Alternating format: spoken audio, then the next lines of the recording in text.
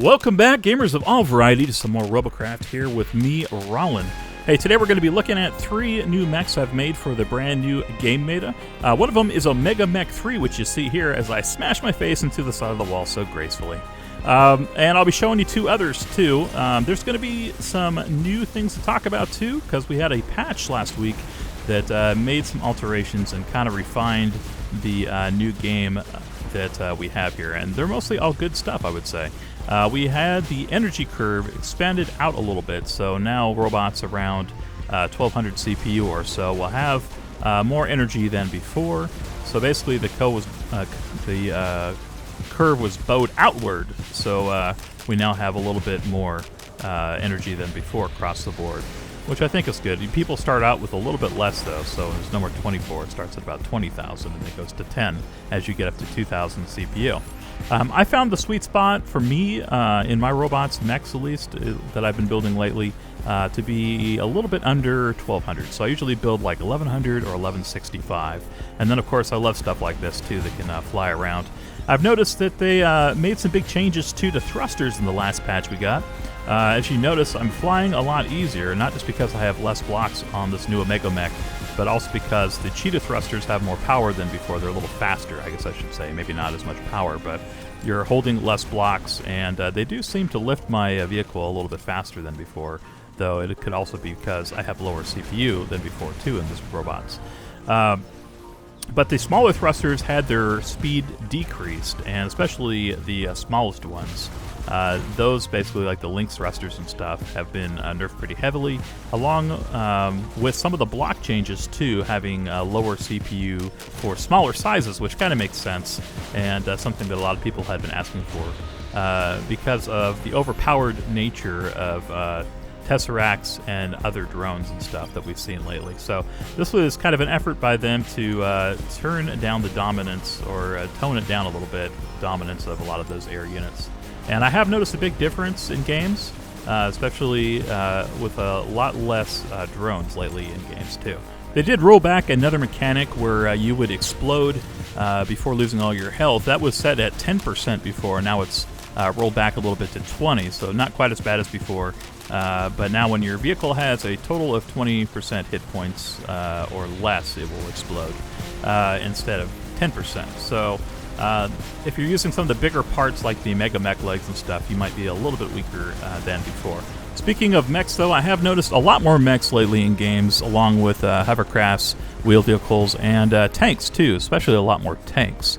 A lot of people playing, trying small ones, and then I've seen some pretty massive tanks with lots of small guns on them, too. So it does kind of make for more variety of land builds than before, for sure. But that is not all the good news. We also had an improvement to the smaller SMGs, or lasers as they're called now, and plasma too has also been improved at the lower end, so they'll do more damage for the energy and make them more worthwhile to put into builds. So especially good for people who are building closer to 2000 CPU. Using some of those smaller guns now will be a little more viable, and of course you'll have more that will be harder to strip out. Of course the negative is just that you will go slower and slower as the cap for what you need to be at the nominal rate is a lot higher with the smaller guns. Another couple of things I was happy to see in the notes is that Teslas now use more energy, and that they've nerfed down the EMP module a little bit too. So the combination of the helicopter with the EMP and Tesla, which you probably ran into if you've been playing over the last couple of weeks. So hopefully that combination is not nearly as powerful as the blocks, the thrusters, the EMP module, and Teslas have all been adjusted to hopefully make that a little less overpowered than it had been. I saw a couple of games that I was in where a guy would go like 26-0 or something like that with that combination, so I'm glad they addressed that finally. Another change with the last round of patch notes is they've also rolled back the friction addition to the block, so you should be able to build your sleds and stuff again a little better, though I have heard some people say that the sleds themselves seem a little bit slower than they used to be. I'm not sure if that can be confirmed by anybody. If you have a sled out there and you feel like it's a little slower than before, maybe let us know down in the comments. So this week we're also getting a little quality of life patch. It's going to be language localization. So they're bringing a bunch more language support to the game. So if English is your second language and maybe you speak French or Spanish or Mandarin or something like that, those languages will be coming to the game. So that's something to look forward to. Something they said they've been trying to do for a while. And they finally have got all the different phrases and stuff translated. So that's cool, and I think a lot of people will be enjoying that. So overall, I'm pretty happy with some of these new changes, and have been noticing there's a little bit of change. I've made it right now. People are kind of trying to figure out what is the best thing right now. One of the things I noticed too in the slew of bug fixes we got last week is that they've also made wings and rudders work better with different legs, like sprinter legs and mech legs. So that might be kind of an interesting thing to try out. I might have to give that a go and see what kind of flying mechs I can make using rudders and wings as well as other components. Maybe some kind of VTOL with legs would be kind of a cool idea. We'll see. So one thing I forgot too is they also added in a new feature to show who is together in a party when you're in a match. A little icon to the side, color-coded, just to show you who is with who and make it a little bit more apparent what to watch out for and what kind of team play you can expect from the other team too. So that's a pretty cool thing. The season has also ended for November recently, and Atlas Core actually came out top. So congratulations to some of my clan mates in Atlas Core, and then many others too. Did pretty well. So we all got our robots. We're kind of working here now on the December seasons. So best of luck in the new season. See how close you can get to Atlas Core. A lot of the guys in our clan play a lot more than I do even, so that's pretty interesting. So what do I think of the overall changes this last week and this week now? I think it's all pretty good stuff, and it does make me a little bit more happy with the direction that Robocraft's going. I also noticed there's a little increase in the overall community too with Robocraft, so all good stuff for the most part. Alright, so let's talk now a little bit more about builds and mechs. So here is a brand new mech I built after the latest rounds of changes, whereas the Omega Mech was built a little before. One thing I've noticed is that you need less thrusters in these smaller builds. If you're about 1140, 1165 CPU, you can get away with just 4 of the Cheetah thrusters to get a pretty good bound going. Now, you're not going to fly like I did with the Omega Mech quite as easily, but you can definitely hold your own, and you can get across bigger objects like hills and stuff like that pretty easily. And then at higher overclocks, you can get over even bigger obstacles. So it does kind of scale with your size. Now, in this one, I'm not using any modules. Instead, I saved that 600 CPU and stuck it in 2 of the Mega Plasmas. Oh, crap. Let's try to get out of here. No, they still got me with that EMP. Even though the EMP did get nerfed down a little bit, it still is pretty effective at catching people. So it's another half second, so it's 2.5 instead of, I think, 2 seconds now. But I do like the little red ring above my head when I get unstunned. I don't know if that was there before, but I don't remember noticing it. So it kind of lets you know when you need to rectify if you're a mech like me and you've fallen flat on your face. I guess that's one good thing about a tank and wheeled vehicles. You don't have to worry about your vehicle falling over as soon as it's EMP'd. So certainly good against different walking things, I would say, for sure. But look at the damage you can do with this Mega Plasma. And then I can still jump here on top of this hill without any problem and kind of get a good line of sight against my enemies and rain down some hell and get some kills that way too. So I'm liking it a lot. Still got to watch out though for situations where you need to usually use a blink.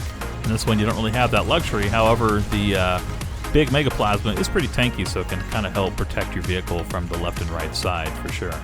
I've had a lot of fun too with cosmetics lately, mostly the cosmetic cockpits. It kind of rounds the vehicle out a little bit more when you're at a lower CPU.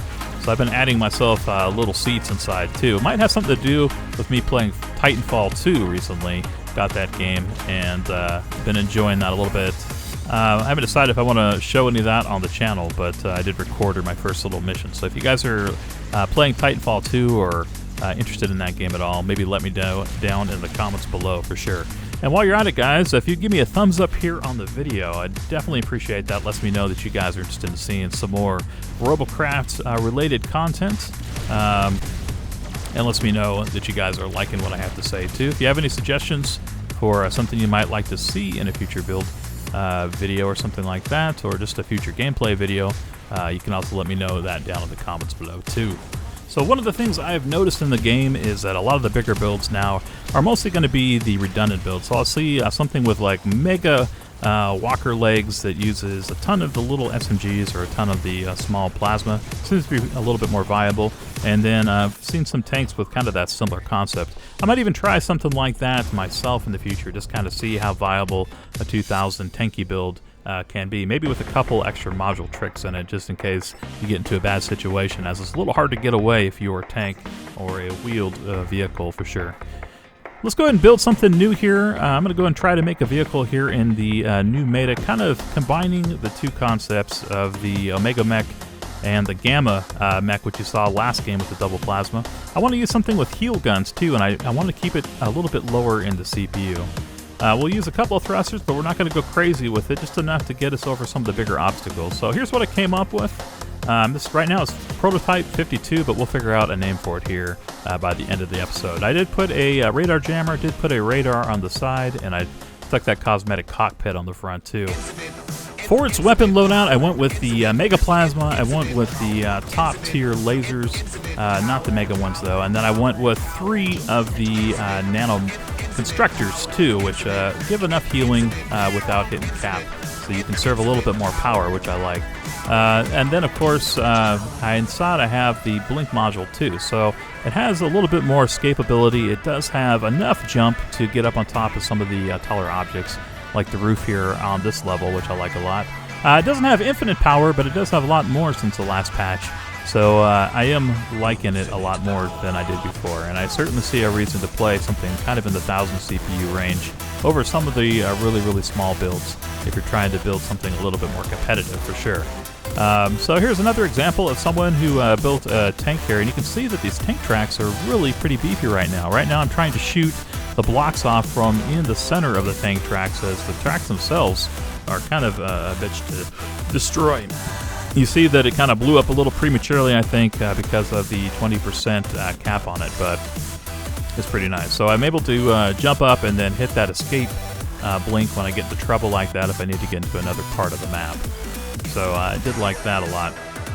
And then this also has enough jump too to kind of ambush some of the snipers, which I like doing a lot with the Mega Plasmas too. You can get right up on top of the rock here by the map and then just get in close and finish them off, which is a nice little way to help your team out a lot. So snipers usually make a big difference as far as power capture and being able to defend some important points and stuff too. So I find myself a lot of times in games just kind of contending with people who are camping or snipers and stuff too. But I would also like to try to build another variation of this mech too with lower CPU for sniper build, so that might come up in the future too. Hey, a quick piece of personal news here too.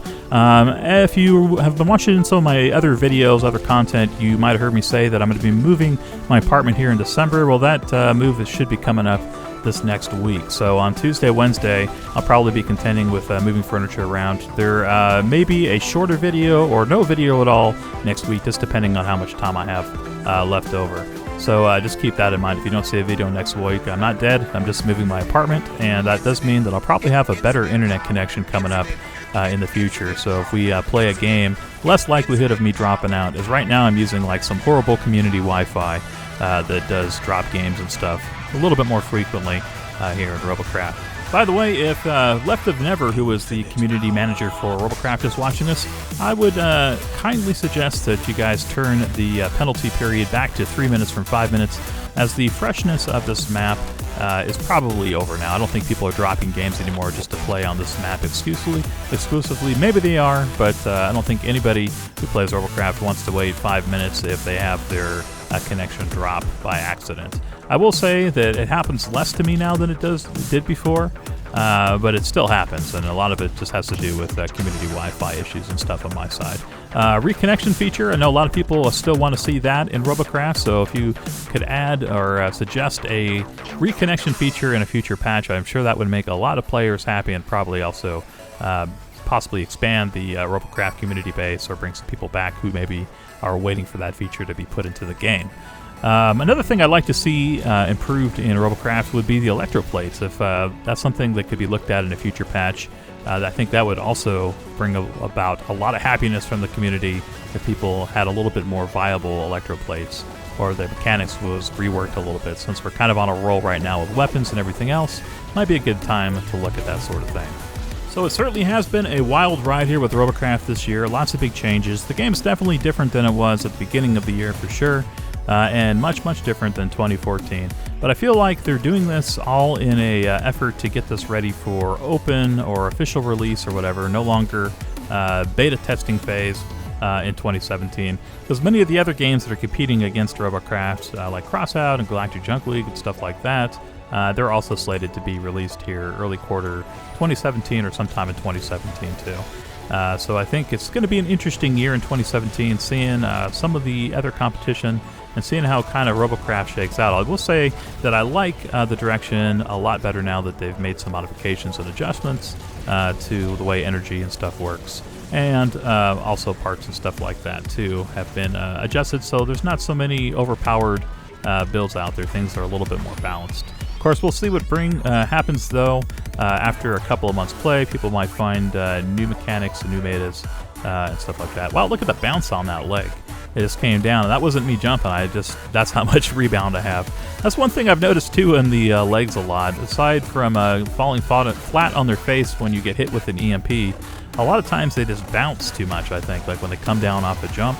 I noticed that you can help your descent a little bit by holding the shift button, I think it is on mine, that makes my robot crouch. Of course, you want to do that before you do a jump. Hold down shift and do it so you'll jump higher. But also when you're coming down, a lot of times if you hold shift, it will keep you from doing such a big bounce. But I think it depends on how far you are falling from. So right there I did like a straight up in the air blink, and then I fell, and I think it's just the momentum kind of makes you bounce. So heard also if you have other kinds of parts too, you could also bounce too if you come down too quickly. So it makes it a little bit more interesting, but it is certainly a limitation of sprinter legs and mech legs too. So let's come over here, let's try to get this last tower. This game's going pretty good right now with the brand new build here, so got to think of some good names for it. I've been kind of going with the Greek letters a lot lately for my naming convention, but I might switch it up a little bit in this one. It is an asymmetric build, so I know some of you guys are probably thinking this is the ugliest thing I've ever seen, but I really wanted to go for functionality here. I wanted to have 3 of those nanos so I can benefit off the healing score. I wanted to have at least caps, so I just went with the bare minimum 4 of the laser disintegrators, and then I got the 1 mega plasma, which doesn't have to deal with the majorly reduced fire rate with when you only have 1. So there we go, we got another victory. That ended up being a 10-1 game, and we did get top score, but we got top score because we got that healing in there.